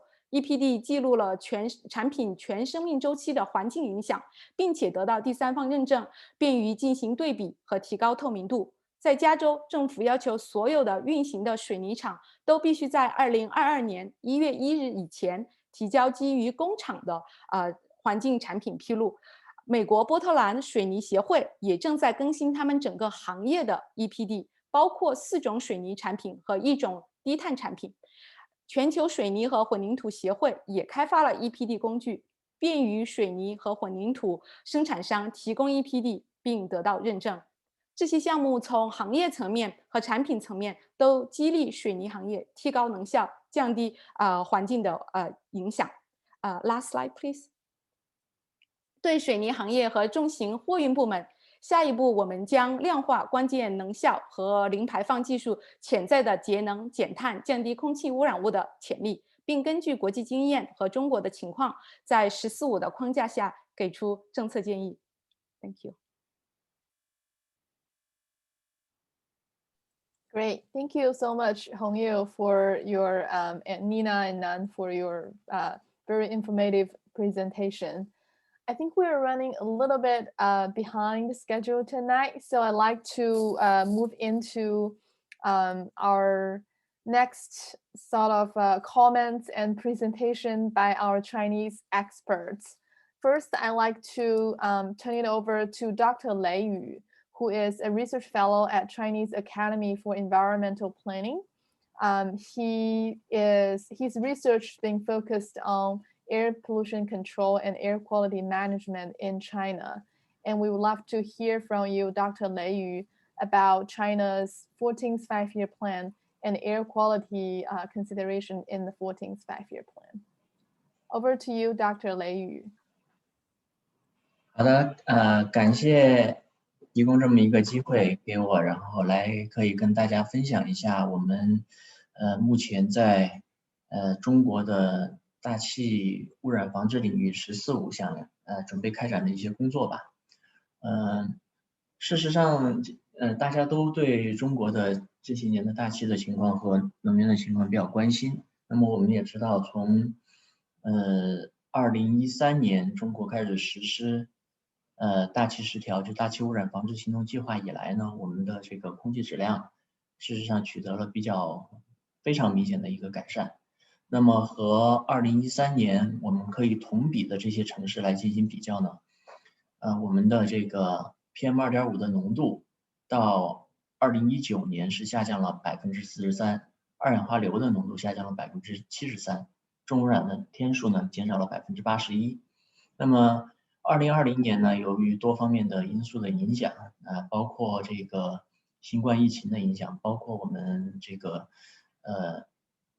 气象的一些波动的影响，使2020年的空气质量比2019年又有非常大的一个提升。那么我们总体评价来看呢，在这么8年的时间里面，中国的 PM2.5 的浓度基本上是下降了差不多是一半的这样的一个接近一半的这样的一个水平。但与此同时呢，我们的国内生产总值大概是增长了将近50%。那么能源消费量，然后主要产品的产量和交通量都是呈现一个大幅上升的趋势。所以我们说，在这么一些年里面，我们的这个大气污染和经济社会发展基本上取得了一个比较好的一个脱钩，这个是为我们开展“14-5”的工作奠定了比较良好的基础。但我们同样也需要看到，就是“14-5”期间大气污染防治还有非常多的一些问题需要去解决。那么现在中国面临的最主要的大气环境的问题呢，其实还是 PM2.5 的问题和臭氧的问题。在 PM2.5 呢，我们的在2015年全国337个城市的平均的 PM2.5 的浓度大概是33微克每立方米。当然刚才说了，比2013年是降低了很多，但是呢33微克每立方米呢，这个平均值虽然是低于中国的空气质量这个标准，但是呢它是全国337个城市的平均，我们仍然有30%几的城市达不到35的这个限值。那么另外呢，和世界卫生组织所提出的这个10微克每立方米的这样的一个指导值还有非常大的差距。那么我们看到最近的这个全球疾病负担的结果里面也可以看到，室外的就是大气颗粒物污染造成的这个过早死亡，仍然是中国的所有死因归因里面的排在第3位仍然，所以说大气颗粒物或者 PM2.5 的问题仍然是我们大气污染防治的首当其冲需要解决的问题。那么另外一个问题呢，就是臭氧的问题。臭氧的浓度从我们全国的这个监测网络2015年建成以来，那么是一个持续缓慢增长的一个态势。那么到了2020年呢，去年我们的这个全国的臭氧浓度大概是138微克每立方米，是这样的一个程度。那么我们也把它和这个欧洲和美国进行了一些比较，因为美国的标准是我们是取这个全年的第4大值，中国是第90百分位数，那么第4大值意味着差不多是99百分位数，所以这两个值不能直接拿来比，但我们经过换算以后呢，大概的一个结论是中国平均的一个臭氧的浓度大概和美国现在是美国现在的大概1.5倍左右吧。那么总体而言，相当于美国90年代初的这样的一个臭氧浓度的水平。所以臭氧的这一个污染，同样是中国需要在未来解决的一个重要的这个大气污染的问题。所以针对这2个问题呢，我们在“14·5”期间核心就是它的这个工作大气污染防治的这个工作的方向就确定了，核心是把 PM2.5 和臭氧的协同控制作为一个首要的任务来抓，那么就避免在“13·5”出现的这样的一个 PM2.5 的浓度持续在往下降，但是臭氧是一个缓慢稳定上升的这样的一个趋势，我们希望在“14·5”能够有所改观。那么怎么改观呢？核心的工作可能就落在了氮氧化物和 VOC 的协同减排上，因为我们现在也在回顾“13·5”的一些工作，使得 PM2.5 浓度大幅下降的最主要的这样的一个贡献的这样的一些措施，或者说它的驱动力，事实上包括二氧化硫排放量的大幅削减，一次颗粒物排放量的大幅削减，但是呢，氮氧化物和 VOC 的这样的一个控制的力度显然是比刚才提到的这2种污染物要弱的，所以这就使得我们的这个臭氧的浓度在这样的一些气象变化的一些影响的情况下，它的浓度可能往上涨。所以在“14·5”期间，我们要更多的去抓住氮氧化物和 VOC 的这样的一些减排的工作。所以在“14·5”的工作里面呢，我们对于氮氧化物的减排和 VOC 的减排设计了几个重要的工程，希望从几方面，包括从这个源头的控制，包括结构的调整，包括一些开展一些大的这种治理工程，包括强调一些这个精细化的管理，来推进 VOC 的减排和氮氧化物的减排。那么这里面可能刚才我们说有几方面的，第一个是这个结构的调整，结构的调整呢主要是这个产业、能源和交通这些结构的一些综合性的措施。源头的控制呢，主要是想从这个和工业涂装和这个包装印刷等等溶剂使用的这些排放相关，我们从这个溶剂的源头对它进行管控。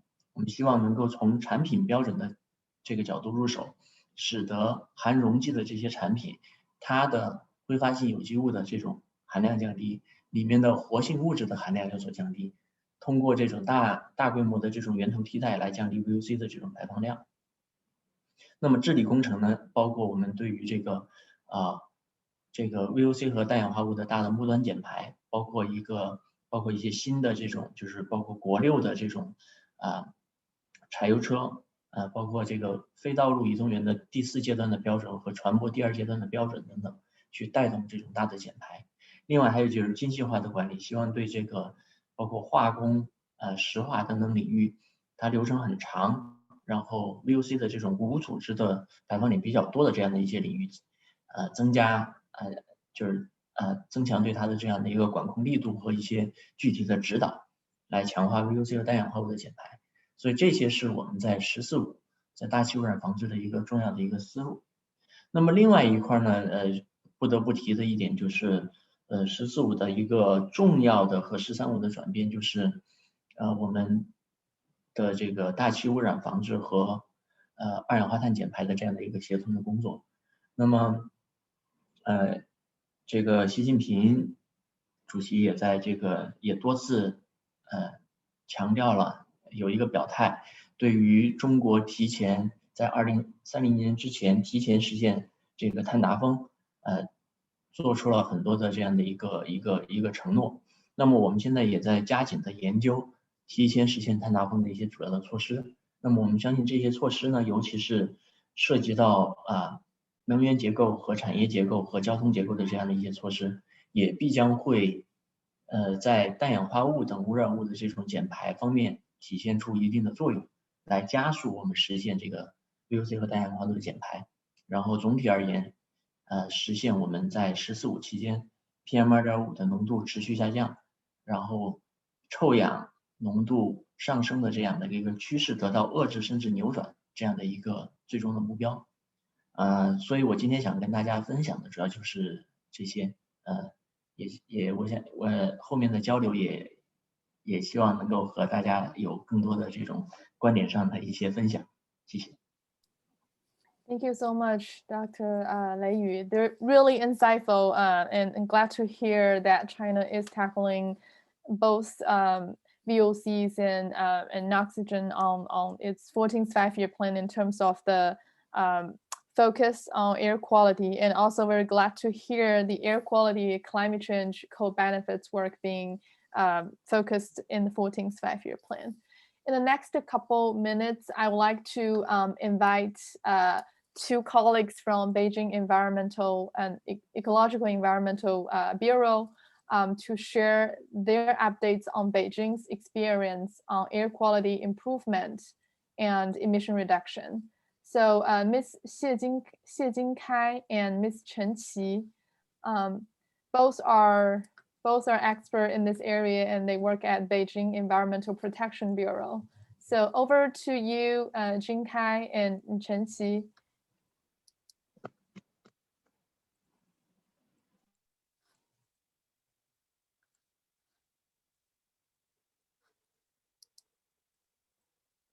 I think Jinkai, you mentioned you want to share some slides with us.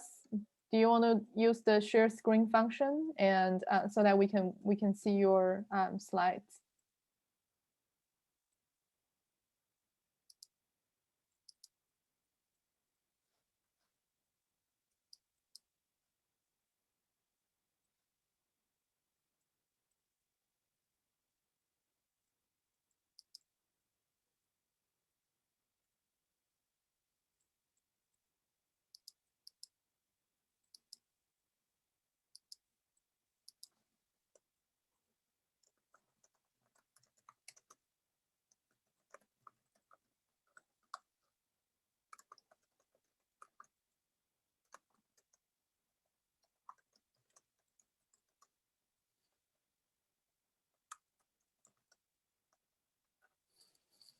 Toya, I think we can you switch to Jinkai instead of Lei Yu so she can introduce.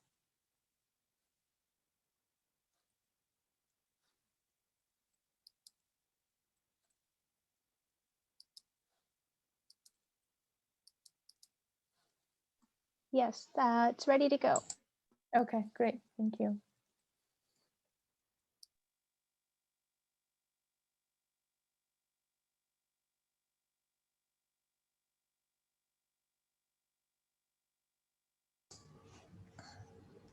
Hi, can you hear me?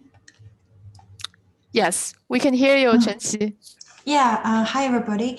I think my colleague Ms. Xie Jinkai has met a technical problem and her sound is not coming in. So I'm calling her to see what's the problem. Sorry. All right. Okay. So I guess maybe while Jinkai is 这样可以了吗？哎 okay, 还是不行吗？ we can 可以 see 了 we 可以 can 了 hear 可以 you. 了哦，好好好，不好意思啊，因为我第一次在这儿那个共享屏幕，现在可以了是吗？那个我继续，就是2020年呢，北京的那个大气治理成效还是非常显著的。主要的思想污染物呢，大家也可以看到，就是2.5呢，年均浓度呢是38微克每立方米，然后呢还高于北京国家的这个标准35呢是高了3个微克。PM10呢是56微克，已经低于国家70的那个标准。二氧化氮呢是29微克每立方米，国家的标准呢是40。二氧化硫呢，已经连续4年北京都是个位数的浓度，这个呢是相当于是2020年北京这个取得的这个成绩单。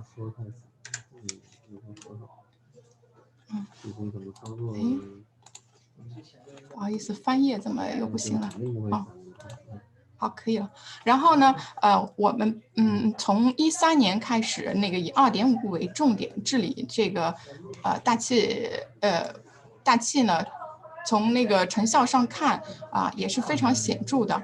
2.5呢，咱们在13年呢是89.5微克每立方米。然后到现在为止呢是下降了57.5，PM10呢是下降了48%，二氧化氮浓度呢是下降了48%，二氧化硫呢下降幅度最明显是下降了84.9%，这个是我们过去几年的一个改变的情况。然后另外呢，从优良天的情况来看呢，我们2020年优良天的比例天数呢是276天。当然了，这个我们的标准呢肯定是松于美国的，但是呢从改善幅度上来看还是非常明显的。比2013年呢是增加了100天。重污染天呢，从图上也可以看出来，从13年最上面5级和6级的比例还是很高的，到2020年呢，我们的那个全市的重污染天呢是只有10天。也是下降的幅度是在80%多。刚才呢是从整个的优良天数来看，这里呢是我们单独，因为是以2.5为重点开展的治理，把2.5的这个情况也是分析了一下。从2.5的这个优良天数来看呢，13年呢2.5达标的是204天，到2020年达标已经达到330天，相当于呢是1个星期里面呢是有6.3天呢是优良的水平。当然，我们这个标准呢还是跟美国比还是相对比较松。日均浓度呢低于75呢就是达标。所以呢现在呢1年里面基本上只有1个月2.5是超标的。然后这个呢是全市的一个分布情况。这里面的图例呢都是统一的。也就是说，这个图例从13年到那个20年没有变化，但是呢，从整个的颜色分布来看，13年的时候是非常重的，在南部，特别是这个东南部，它的浓度差不多在110多、120多，然后在西北稍微好一点，一直到逐年的变化来看呢，到20年的时候呢，基本上全市从北到南都改善的比较明显。因为北京呢是北部和西部是山区，所以呢先天上就是说北部和西部的空气质量呢还是要稍微好一点。南部呢因为工业也多，然后能源结构也相对比较偏煤，所以说呢原来基础是比较差的，但是呢经过这个治理呢，现在从北到南呢基本上都是改善的比较明显的。这个呢是一张日历图，是从2013年开始到2020年每天的一个空气质量的级别从这个图上也非常清晰的展示了这个只是针对2.5的哈，就是说左上角的这个13年1月、2月，这个基本上每周都有重污染频率非常高然后随着治理的深入呢，到15、16、17年呢，基本上就只有头和尾，也就是在气象条件不太好的秋季和冬季呢，重污染是比较多一点偶尔还会发生但是呢，到最近3年，18、19和20年呢，基本上夏天是没有2.5的重污染了。然后呢，到秋天和冬天呢，频率也是非常低的所以说，基本上，咱们统计了一下到20年的时候，连续322天是没有2.5的重污染的。从这个图上呢，也是能够很直观的看出来咱们的这个成效。然后具体的再跟大家分享一下具体的一些治理方面的做法。总体来说呢，包括4个方面。第一个呢，是我们建立了一个有效的那个空气质量管理体系。这个管理体系呢，包括了我们针对2.5来源的一个原解析之后提出了这个每年和阶段性，比如说5年、3年这样一个治理的规划和计划，并且呢，通过法规标准等等，把这个去支撑这个规划各项措施的执行。第二呢，我们也是在国家的支持下和周边来共同减排，因为北京的特殊的位置，它是在一个山前然后呢有基本上就是山谷风一到傍晚什么就往下午就基本上污染风是转南风，这样的话污染就会有一个传输然后到了早上又会吹北风，再会有一个那个清除的过程。在这种地理气象条件下呢，我们加强也是跟周边地区的这个合作，共同来治理，成效呢也是非常显著。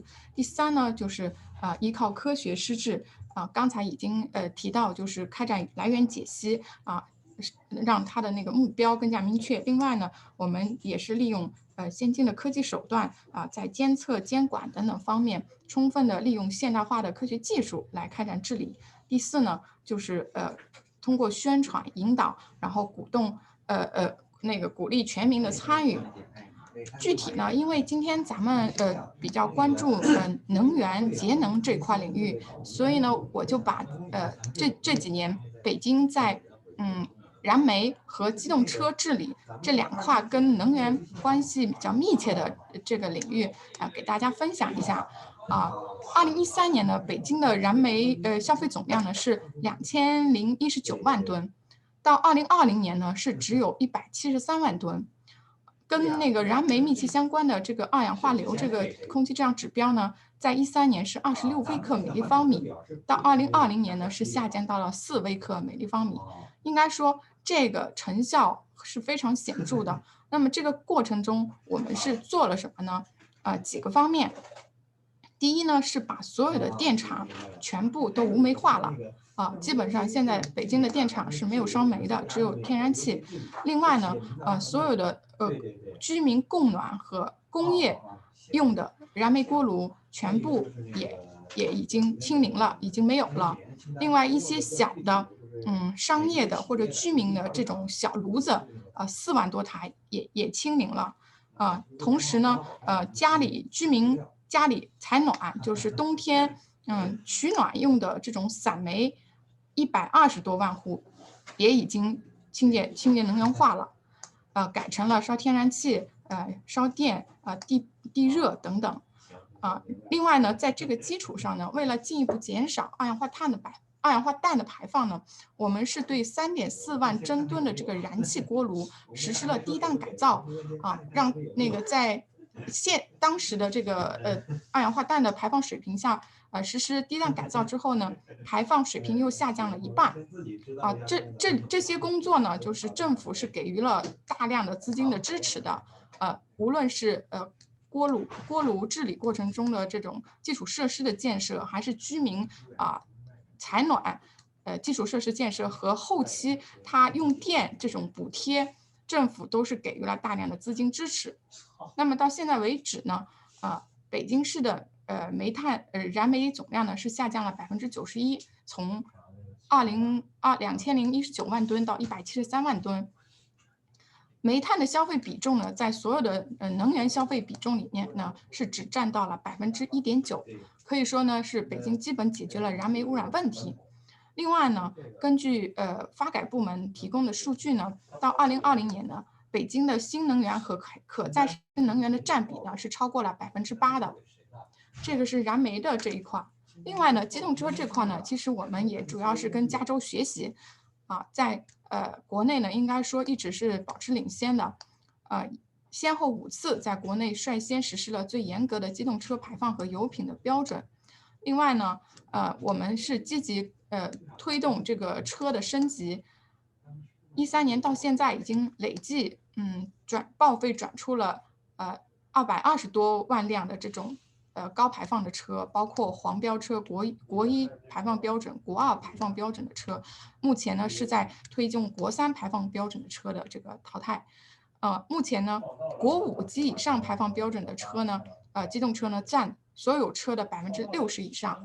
然后新能源车呢总量已经达到40万辆，其中呢，行业车里面公交车90%是电动车，这个呢就是也是举一个关于那个最近3年呢，北京市对重型柴油车重点开展了治理，包括从一开始的末端的治理，加装颗粒补给剂，到后面陆续的对重型柴油车限行。就是说你重点区域内你高排放的重型柴油车不让进，另外就是如果提前淘汰高排放的车，那么政府给予你一定资金的补贴。